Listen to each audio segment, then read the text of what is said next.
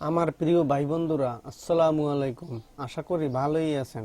Bangladesh officially launch হয়ে গেল Redmi note 11। আর এই এক্সক্লুসিভ ফোনটির জন্য যারা অনেক অপেক্ষা করেছেন তাদের জন্য সুখবর। বাট ধারণার বাইরে এটা এতটাই কম দামে নিয়ে আসছে যে যা অবিশ্বাস্য।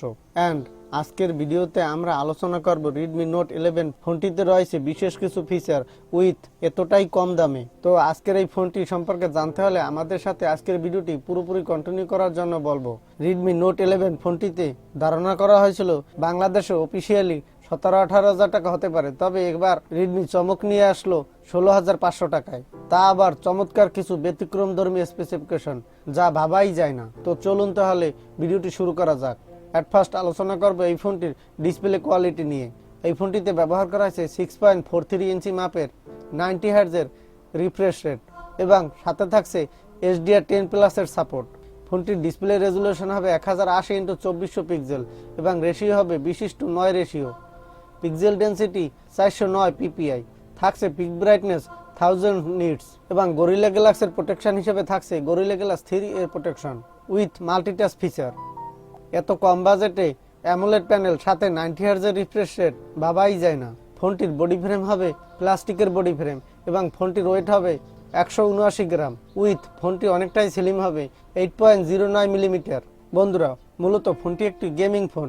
এখানে ব্যবহার করা হয়েছে একটি গেমিং চিপসেট কোয়ালকম স্ন্যাপড্রাগনের 680 6 ন্যানোমিটার একটি প্রসেসর। 16,000 টাকা বাজেটের সচরাচর 8 অথবা 10 ন্যানোমিটারের আর্কিটেকচার চিপসেট ব্যবহার করা হয়, তবে এখানে গেমিং চিপসেট হিসেবে 6 ন্যানোমিটার অনেকটাই বেটার পারফরমেন্স পাওয়া যাবে। রয়েছে অক্টোকর 2x4 গিগাহার্টজের প্রসেসর। এটি কোয়ালকমের SM6225 প্রসেসর, তবে গেমের ক্ষেত্রে এখানে অনেকটাই বেটার পারফরমেন্স পাওয়া যাবে। তবে অনেক ভারী গেমের ক্ষেত্রে হালকা কিছু ল্যাকিং থাকতেও পারে। ফোনটিতে ব্যবহার করা হয়েছে ডুয়েল সিম কার্ড স্লট, সাথে থাকছে SD card dedicated slot with 3টি র্যাম রোম ভ্যারিয়েন্টে নিয়ে আসতে যাচ্ছে। 4 64GB, 4 128GB and 6 128GB RAM ROM ভ্যারিয়েন্টে। তবে বেস ভ্যারিয়েন্ট 6 64GBর দাম ধরা হয়েছে 16,500 টাকা। এছাড়া অপারেটিং সিস্টেম হিসেবে থাকতে যাচ্ছে out of the box Android 11। তবে এখানে রিয়েলমি অ্যান্ড্রয়েড 12 দিয়ে নিয়ে আসতেও পারতো, তাহলে এটা আরও চমৎকার হতো। রেডমি এর ক্যামেরা পারফরমেন্স সকলেরই জানা।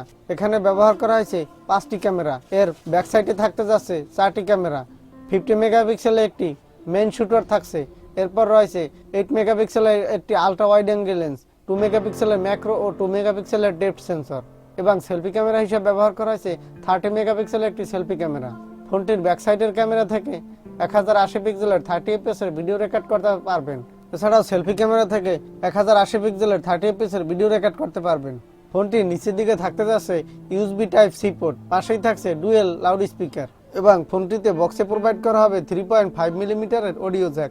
যেহেতু ফোনটি একটি গেমিং ফোন, তাই এই ফোনটিতে ব্যবহার করা হয়েছে দুর্দান্ত মানের একটি ব্যাটারি, লিথিয়াম পলিমার 5000 mAh এর একটি ব্যাটারি এবং সাথে ফাস্ট চার্জার হিসেবে দেওয়া হয়েছে 33 ওয়াটের একটি ফাস্ট চার্জার। সর্বোপরি অল অফ দ্য প্যাকেজ বিবেচনা করলে বলা যায় এই ফোনটি একটি চমৎকার ফোন হতে যাচ্ছে। এই ছিল আজকের ভিডিও। আজকের ভিডিওটি যদি ভালো লাগে লাইক দিন এবং আজকের এই ফোনটি কেমন হয়েছে তা মতামত দিবেন আশা করি। বন্ধুরা, ভালো থাকেন, সুস্থ থাকেন, এই কামনাই করি। আজকের মতো এখানেই শেষ করছি। যাবার আগে একটি কথা না বললেই নয়, আমাদের চ্যানেলটি এখনো যারা সাবস্ক্রাইব করেনি তারা আমাদের চ্যানেলটি সাবস্ক্রাইব করে পাশে থাকা বেল বাটনটি প্রেস করে যাবেন। আজকের মতো আল্লাহ হাফেজ।